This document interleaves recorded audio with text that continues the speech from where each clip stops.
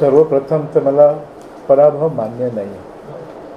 कारण 2004ला मला 22,000 मतदान होतं, 2009ला मला 20,000 मतदान होतं, 2014ला मला 36,715 हे मतदान होतं. आणि त्याच्यानंतर आज हे इलेक्शन लढत असताना आता मी बघितलं की आमचा हा पी ए लोखंडे मार्ग आहे.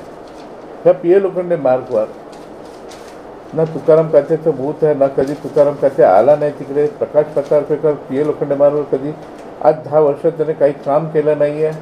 लोकांचा रोष होता की बाबा ह्याने काम नाही केलं, आम्ही त्याला हे नाही करतो. तर अशा पद्धतीमध्ये जर आपण बघितलं तर मला असं वाटतं खूप मोठ्या प्रमाणात EVM पॅड, EVM मशीन वगैरे ह्याच्यात टेम्परिंग केली असावं.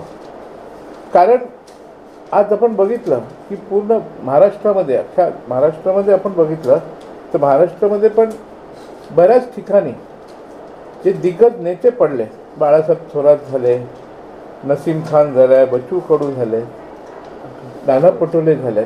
म्हणजे मला असं वाटतं की विरोधी पक्ष नेता म्हणून ठेवलंच नाही कोणाला. तर त्यामुळे असं मला फील होत आहे की कुठेतरी EVM पॅड, EVM मशीन याचा कुठेतरी मोठ्या प्रमाणात टेम्परिंग झाली असावी. आणि ही लोकशाहीची हत्या आहे, लोकशाहीची ही हत्या आहे. मला असं वाटतं की असं नाही झालं पाहिजे. आणि ह्याच्या भविष्यामध्ये EVM हटाव देश बचाव हे आंदोलन आपण सर्वांनी मिळून केलं पाहिजे.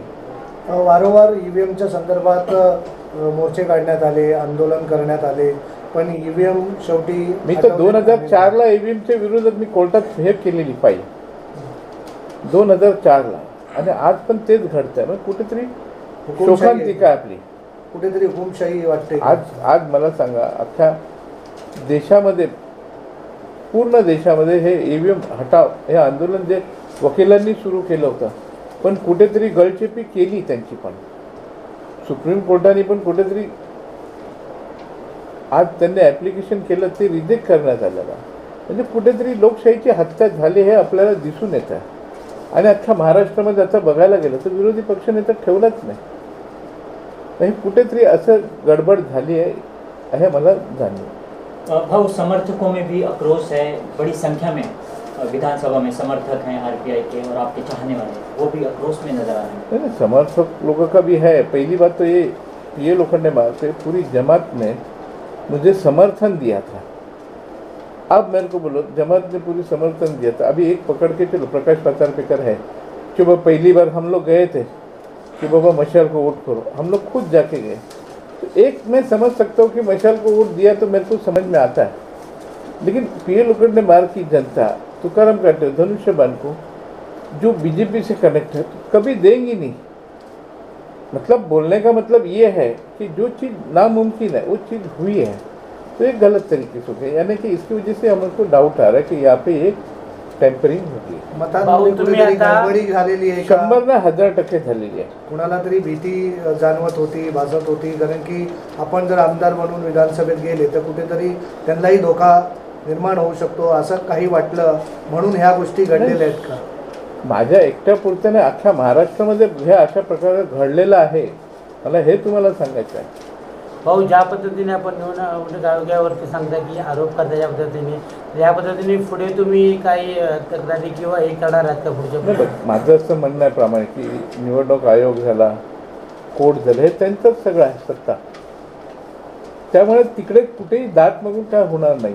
माझं असं म्हणणं आहे की बाबा जे जनहिताचं आंदोलन जे आहे सगळ्यांनी मिळून केलं तरच कुठेतरी न्याय मिळू शकतो.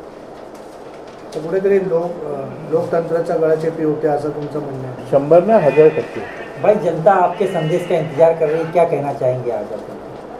देखो, अभी मेरा तो यही कहना है कि भाई आवाज़ उठाओ, जो गलत हो रहा है, जो गलत हो रहा है. बाबा साहब ने जो दिया है संविधान, उसको किधर तो भी ख़त्म करने की बात चल रही है. तो संविधान ख़त्म होने हम लोग नहीं देंगे.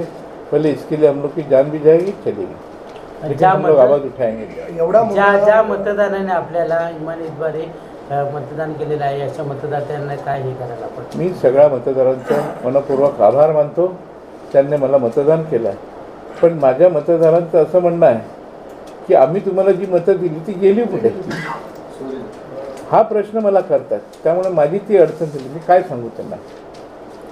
एवढा मोठा अंतर कुठेतरी दिसतोय. ह्यावेळेला लीड येणार होते हे कुठेतरी निश्चित होतं, पण एवढ्या खाली जेव्हा निवडणुकीचा निकाल आल्यानंतर टक्केवारी खाली आलेली आहे तुमच्या मतांची, तर काय सांगणार? मी आत्ताच तुम्हाला सांगितलं ना, कुठेतरी EVPAT EVM मशीनवर टेम्परिंग झालेली आहे किंवा काहीतरी गफलत झालेली आहे, त्याच्यामुळे हा प्रकार घडलेला आहे.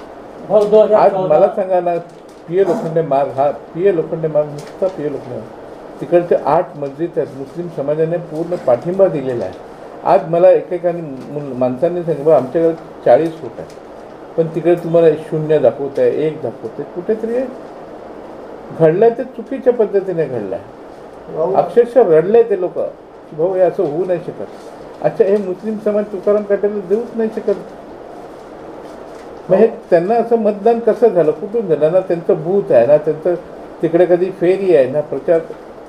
अशा पद्धतीचं सगळं घडलेलं आहे. और इससे पहले 3 चुनाव आपने लड़ा, क्या फर्क नजर आ रहा है? 2024 में 3 चुनाव आप लड़ चुके हैं, हाँ, तो अब 2024 में आपको क्या दिखता है, क्या फर्क नजर आ रहा है? इससे पहले भी आपने मैंने देखो 2004 में भी मैंने कंप्लेंट की थी निवडणूक आयोग को कि EVM मशीन में टेम्परिंग हुई है, और मैं आज भी बोल रहा हूँ कि मुझे ऐसा फील है कि जो चीज़ नहीं होनी चाहिए वो चीज़ हुई है.